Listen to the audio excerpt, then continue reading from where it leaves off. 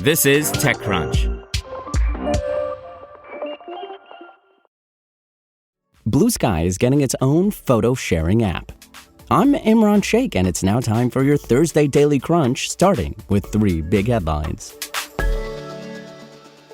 Google announced on Wednesday that all AI features in Gmail, Docs, Sheets, and Meet are now available to Workspace customers at no extra charge, though the plan will see a $2 per month increase. Now, this change simplifies access to workplace AI tools, including email summaries, automated note-taking, chatting with the Gemini bot, and more.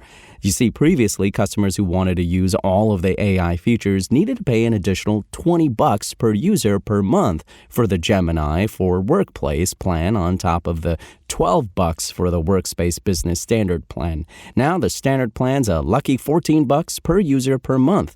The new pricing takes effect for new customers immediately, and existing customers will see changes starting March 17th, 2025. Small business customers are exempt from these pricing changes for now. Customers who previously purchased the Gemini for Workspace add-on will continue to have access to the features, but will no longer be charged for the subscription after January 31st. The latest update is part of a competitive push against Microsoft and other companies making the move to integrate AI capabilities into their standard offerings. If you've ever applied or thought of applying for a job via LinkedIn, well, you'll know that the experience can be immediately disheartening. Openings that look interesting typically can see hundreds of thousands of applications in a matter of hours. Data that LinkedIn, a social network for the world of work, proudly exposes in its own version of building up viral hype. But you may as well be throwing a penny into a giant fountain for luck to keep your application from drowning in that noise. Now, LinkedIn has built in, you guessed it, AI product to throw job seekers a lifeline of sorts. A new jobs match tool will give its 1 billion users who are currently applying for jobs on its platform at a rate of 9,000 applications per minute immediate advice on whether a particular job opening is worth their time to apply.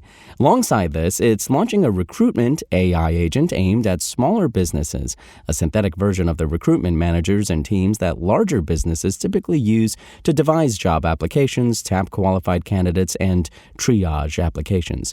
Both are free to use. That is, you don't have to be one of LinkedIn's paying users to use it. The tool's launched Wednesday, which will give those filing jobs a better funnel of suitable applicants and help those looking for work a better filter for jobs they are more likely to fit. Also, they're meant to help with juicing activity, but in less public ways. Man, oh man, more good news for those looking to exit Meta's social app ecosystem in favor of a more open alternative. An independent developer is building a photo-sharing app for Bluesky called Flashes.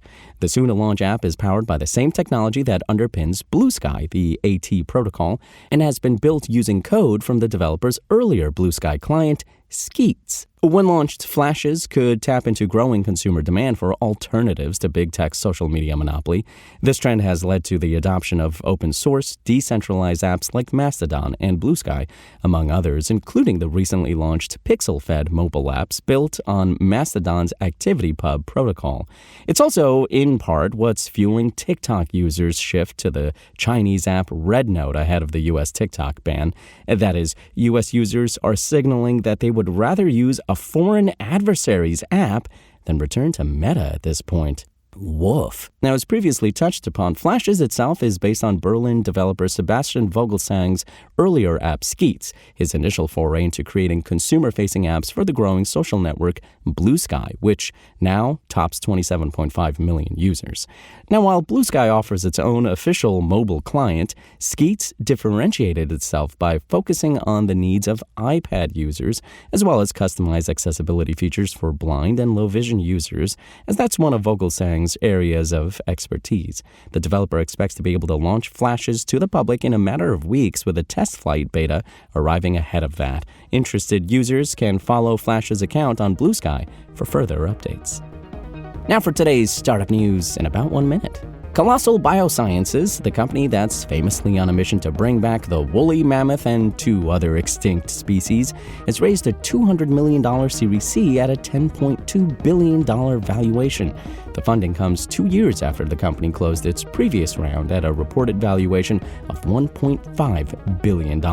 Now, Colossal's approach to bringing back extinct animals involves mapping the entire genome of the species and then comparing it to their closest living relative. To achieve its mission, Colossal has been building various technologies, including artificial wombs, which is how the company hopes future generations of de-extinct animals will be born. I guess we better all hold on to our butts. And Nelly wants to become the biggest fintech startup in the healthcare industry.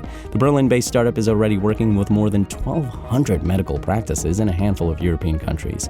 But there are thousands more that could benefit from an upgrade for their administrative workflows. That's why Nelly recently raised around $51 million at current exchange rates in a Series B round led by Cathay Innovation, along with Notion Capital. Existing investors B2 Venture, Lakestar, Motive Ventures, and ARC investors also participated once again. While many industries have fully switched to digital workflows, Nelly's founding team realized that many medical practices are lagging behind.